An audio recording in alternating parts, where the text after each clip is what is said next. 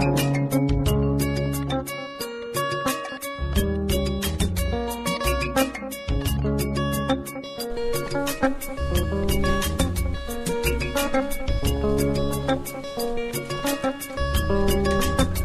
d'abord, je tiens à remercier le président Traoré et le peuple burkinabé pour l'accueil chaleureux qui a été réservé à ma personne et à la délégation qui m'accompagne. Aussi, je voudrais saluer les liens de fraternité et de bon voisinage entre nos deux États.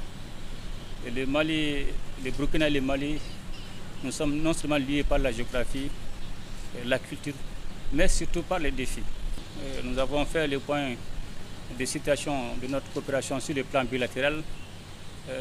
Nous avons abordé les questions sécuritaires, les questions sur le plan de développement économique, mais surtout nous avons parlé des défis auxquels nous sommes confrontés et comment élaborer la stratégie afin de pouvoir gérer ces défis. Et nous avons aussi dégagé les perspectives orientées vers non seulement la sécurisation de nos populations, mais surtout vers le développement socio-économique de nos États. La situation sécuritaire au Mali est sous contrôle. Comme on le dit dans le jargon militaire, les femmes gardent l'initiative sur le terrain. Le Mali vient de loin. Il fallait déconstruire tout un système qui nous avait été imposé. Et pour cela, il fallait adopter des postures intraitables pour nous permettre effectivement de prendre notre destin en main. Et aujourd'hui, force est de constater que les femmes sont déplacées sur toute l'étendue du territoire national. Et ça, c'est un premier aspect. Le deuxième aspect, aujourd'hui, il y a eu le retour de l'administration, que ce soit le gouverneur, les préfets, les sous-préfets. Et ça, c'est le deuxième aspect. Le troisième aspect, aujourd'hui, on est en train de faire revenir les services sociaux de base. Et on est parvenu aujourd'hui à organiser et à sécuriser les grandes activités, notamment le référendum pour la nouvelle constitution, mais surtout le dialogue intermalien aujourd'hui qui s'est déroulé sur toute l'étendue du territoire national. Et cela a été sécurisé par les femmes.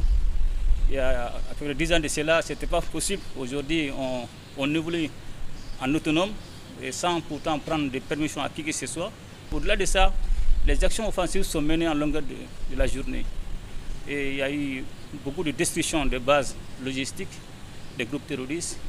Il y a eu beaucoup de neutralisation des leaders terroristes, dont le récent est Igo, qui est l'émir de l'État islamique au Sahel. Mais surtout aujourd'hui, c'est la reddition de beaucoup de terroristes.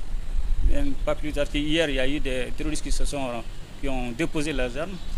Malheureusement, c'est des enfants de 15 ans, 10 ans, mais c'est des guetteurs. Donc force est de constater que la peur a changé de camp aujourd'hui au Mali. Et concernant le Sahel, aujourd'hui, je suis confiant et que la situation aussi est sous contrôle. Et quand vous regardez aujourd'hui avec la dynamique de la création de l'AES, mais le plus important que les gens ne doivent pas perdre de vue, le Sahel a été un train d'affrontement des questions, enjeux géopolitiques, géoéconomiques et géostratégiques des puissances étrangères, et dont nos pays sont victimes aujourd'hui de ce train d'affrontement. Et quand vous regardez, cela s'explique aisément par la présence de différents groupes de terroristes aujourd'hui qui sont soutenus. Ce n'est pas un secret par des puissances étrangères. Mais aujourd'hui, nous avons pris notre destin en main. Et quand nous avons compris cela, le Mali, le Niger, le Burkina, nous avons décidé de prendre notre destin en main. Nous avons décidé de sortir dans des partenaires de façade. Nous avons décidé de quitter les partenaires non efficaces et nous sommes orientés aujourd'hui vers des partenaires sincères tels que la Russie, la Chine, la Turquie. Et cela nous a permis effectivement de nous équiper et de mener avec efficacité les opérations contre les groupes armés terroristes. Et dans le cadre de la création de l'AES aujourd'hui, on a une très bonne dynamique au sein de nos 3 États. Et cette dynamique nous permet aujourd'hui de mener des opérations de façon conjointe. Et aujourd'hui, force est de constater qu'il y a eu beaucoup de neutralisation des groupes terroristes, beaucoup de bases ont été détruites. Donc pour vous dire qu'aujourd'hui, c'est vrai qu'il va toujours y avoir cette délation, cette communication que j'appelle le terrorisme informationnel médiatique, qui va essayer toujours de nuire à nos activités, à nos succès. Mais force est de constater aujourd'hui que cette situation est sous contrôle. Parce qu'aujourd'hui, nous menons nos opérations sans pression et sans pourtant demander la permission à qui que ce soit. Et cela avec des résultats escomptés. Donc je pense qu'aujourd'hui, la situation dans les salles est stable. Mais il va toujours y avoir des incidents parce qu'il n'y a pas de sécurité à 100%. Comme il n'y a pas de risque à 0%. Il va toujours y avoir des incidents, mais nous allons les gérer cas par cas. Avec le Burkina Faso, force est de reconnaître que cette coopération sur le plan sécuritaire avec le Burkina s'est beaucoup améliorée et renforcée avec l'arrivée du président Traoré. Aujourd'hui, cette coopération se situe à 3 niveaux. D'abord, le premier volet, ça c'est le volet de la formation. Nous menons des formations conjointes entre nos deux États en vue de renforcer nos capacités opérationnelles, que ce soit terrestres ou aériennes. Aussi, il y a le volet partage de renseignements entre nos différents services de renseignement. Mais aussi, il y a la mutualisation de nos moyens.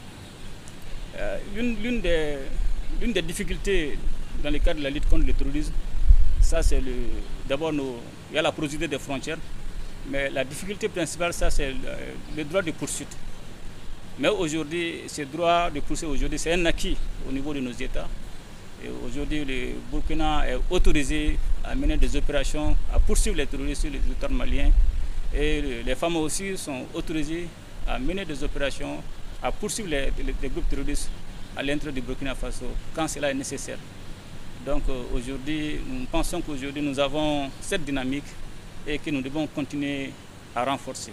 Quand vous regardez les 3 pays de l'Est, le Niger regorge des ressources stratégiques comme le Mali, comme le Burkina.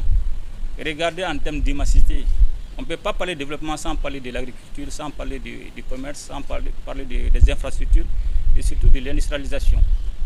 Aujourd'hui, nos experts sont en train de travailler et vont nous faire des propositions. Et nous allons voir dans quelle mesure nous allons mettre en œuvre ces différentes propositions pour le bien-être de nos populations. Merci. Merci.